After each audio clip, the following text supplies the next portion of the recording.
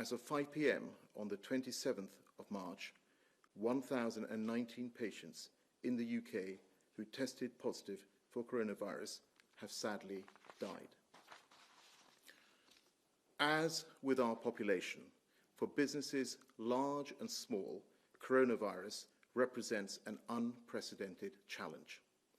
Speaking with business leaders and representative organizations every day, I appreciate just how tough the situation is. When we tell people to stay at home, to protect the NHS and save lives, we know it has a real cost to your families and to your firms. And I want to thank the many businesses and workers right across the UK who are playing a vital role in keeping the British economy going. You are delivering for our nation through this difficult time. And we said we would deliver for you, doing whatever it takes. That is why we have taken unprecedented action to support our economy, to save jobs and secure livelihoods. To help businesses pull through at this difficult time, we have set out income support schemes for both the employed and self-employed, as well as a package of grants, loans, business rate holidays, and VAT deferrals. Businesses and trade unions have welcomed our interventions, and I want to reassure them that we are working around the clock to get the funding as quickly as possible to where it is needed. On Monday, we launched the Coronavirus Business Interruption Loan Scheme. This scheme is designed to make it easier for businesses with a turnover of up to £45 million to access vital financial support. So far, the scheme's 40 accredited lenders, including all of the high street banks, are processing thousands of applications. This week, I provided guidance to English councils on the grants to our smallest businesses, including those operating in the retail, hospitality and leisure sectors. The first tranche of funding arrived with the English councils yesterday, and I want to ensure that the grant money is with businesses as soon as possible, providing direct funding support to almost 1 million businesses across our country. Now, whilst our companies have requested financial support, they have also asked us to look to ease the burden of regulation at this challenging time. And we have responded to that request. Yesterday, we brought forward legislation to temporarily suspend some competition rules in the supermarket sector and in the operation of Isle of Wight ferries. From retailers sharing delivery vans to ferry operators coordinating staff, these measures will allow firms to work together to deliver vital services to the public more effectively at this time. We've also introduced measures to ensure that workers who have not taken all of their statutory annual leave due to Covid-19 will now be able to carry that entitlement over into the next 2 years. This will protect staff from losing out, whilst providing businesses with flexibility when they need it most. Earlier this week, together with Companies House, we announced that over 4 million businesses will be granted a 3-month extension to the filing of their accounts through a fast-track online process. Over 10,000 businesses have already successfully applied for this extension. And we will continue to monitor the company's abilities to meet the range of other filing obligations they have under the Companies Act, and we will provide further extensions if needed.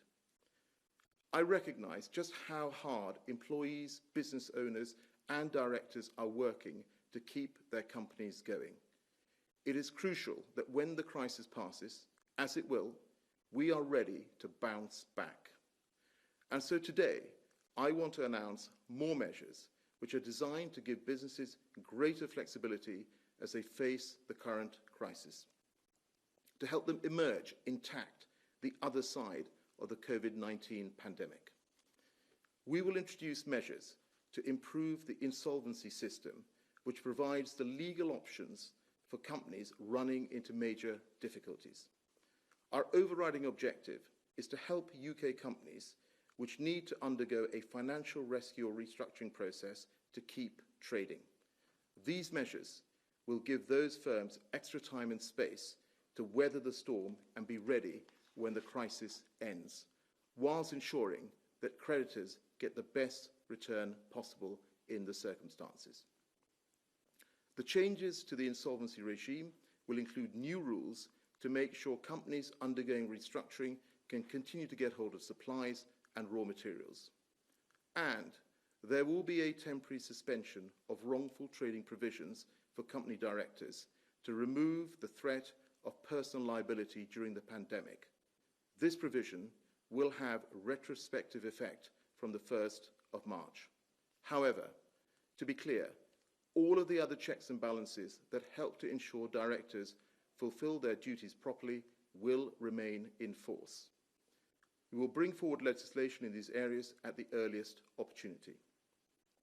We will also put in place measures to ensure that companies required to hold annual general meetings can do so flexibly in a manner which is compatible with the best public health guidance. This might include postponing or holding the AGM online or by phone using only proxy voting. In addition, we are also introducing a range of measures to boost the supply of personal protective equipment, such as face masks, to protect frontline NHS staff. And we're removing administrative barriers to the production of hand sanitizer. By reducing the amount of red tape, new suppliers and businesses that produce ingredients for safe hand sanitizer will be able to bring their products to market in a matter of days. Companies, including Brewdog and Ineos, have already stepped forward to offer their services. I'm incredibly proud of how businesses and individuals across our great nation have risen to the challenge posed by COVID-19.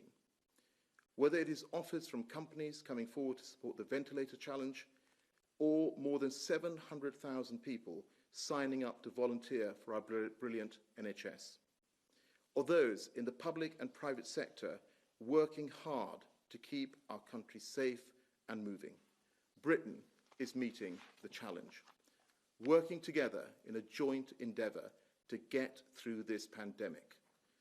And be in no doubt, the government will continue to fight tooth and nail to protect lives and livelihoods everywhere in this country, as we stand shoulder to shoulder with our people and our businesses.